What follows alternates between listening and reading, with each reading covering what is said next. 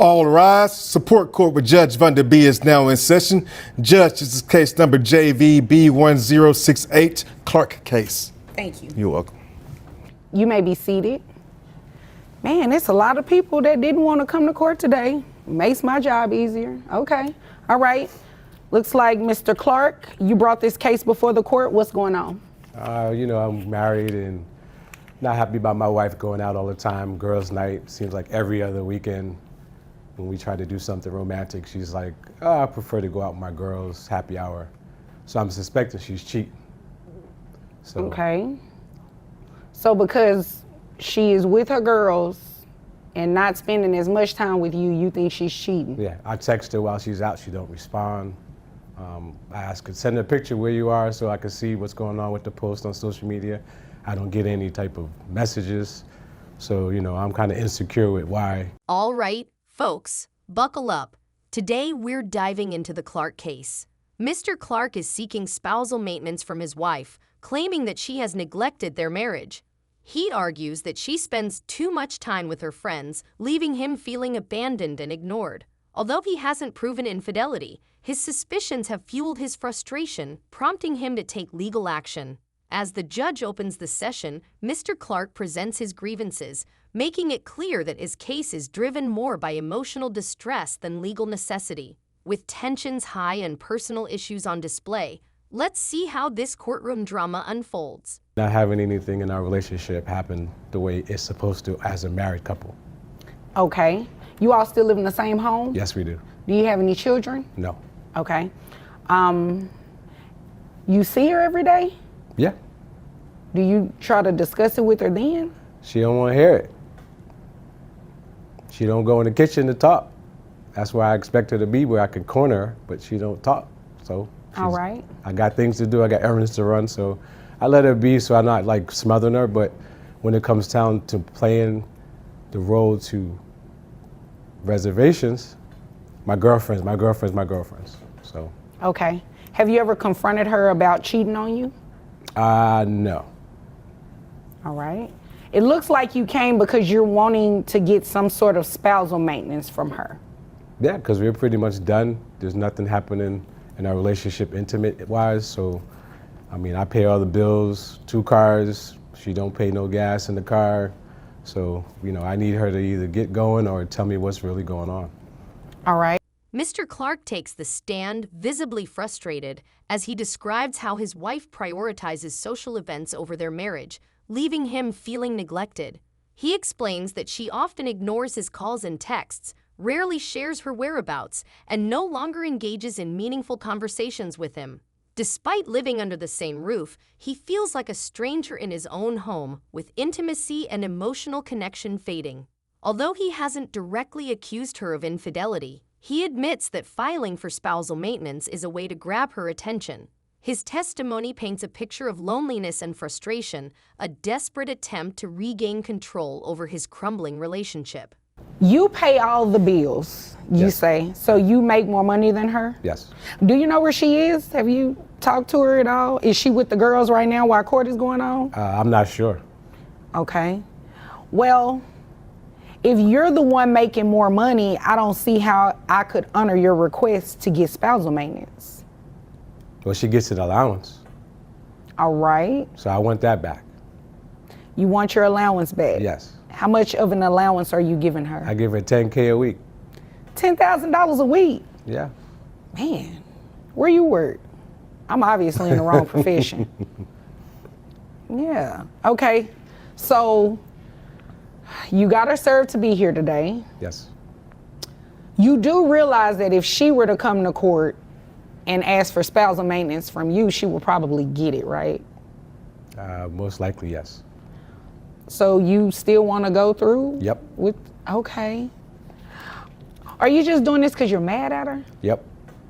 Well, Mr. Clark, you don't just come to court and file something and ask for a request without the grounds just because you're mad. Well, I can empathize with you being mad. Because I want her attention. So in the court, there's mediation, and she'll know I'm serious. Well, yes. The judge listens carefully before addressing the heart of the matter, questioning Mr. Clark's financial situation. She points out that he earns significantly more than his wife and even provides her with a generous $10,000 weekly allowance. When pressed further, Mr. Clark admits that his filing isn't based on financial need, but rather a response to his frustration, a last-ditch attempt to make his wife take him seriously. Unimpressed, the judge calls out the misuse of legal resources, emphasizing that the courtroom should not be used to settle personal disputes or as emotional leverage. This exchange shifts the focus from legalities to the emotional strain behind Mr. Clark's claims, revealing a lack of substantial grounds for his request. Yes and no, right?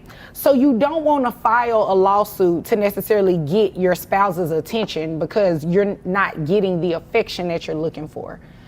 You can threaten her with a lawsuit, or you can draft one out and show it to her, but to actually have her served, set it for a hearing, that kind of takes up my time for somebody who really needs to be in here. So it's a waste of resources. I mean, I get what you're saying. I'm married myself, so I definitely understand what you're saying. Yes. This is just not the right resource to get her attention. Does that make sense? Kind of. Okay, so this is what we're going to do, Mr. Clark. We're going to dismiss your case. Dismiss the case. We're going to dismiss it. You do not have grounds to ask for spousal maintenance. You're the breadwinner. You just said you pay all the bills, you give her a $10,000 allowance a week. You don't qualify for spousal maintenance. You have to prove that you do not have the resources to meet your minimum needs. Okay. We both know that you do, just based off what you said you do. Right. So, yeah, I would have to dismiss your case.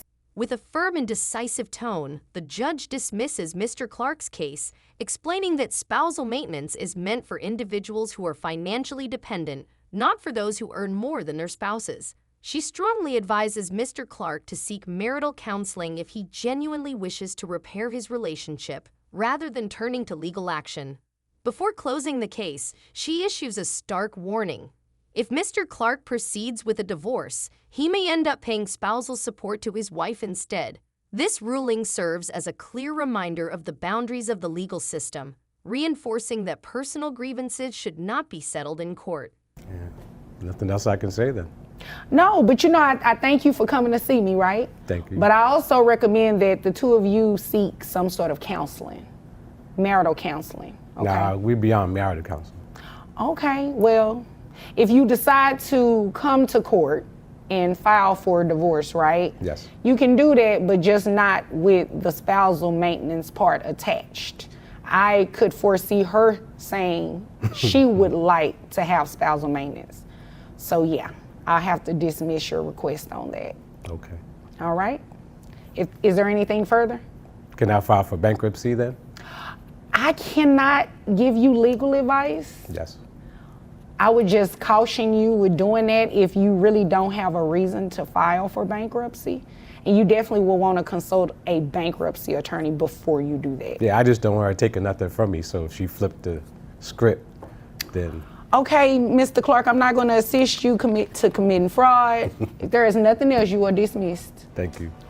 As the case wraps up, Judge Furby delivers a blunt but necessary reality check. She reiterates that spousal maintenance is designed to assist individuals in genuine financial need, not to be used as a means of emotional retaliation.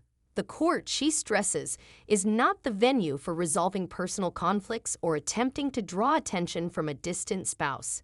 Mr. Clark's case serves as a cautionary tale, highlighting the importance of addressing relationship issues through communication and counseling rather than through legal action. With that, the judge adjourns, leaving us with a final reminder. The courtroom is no place for misplaced emotions or impulsive legal decisions.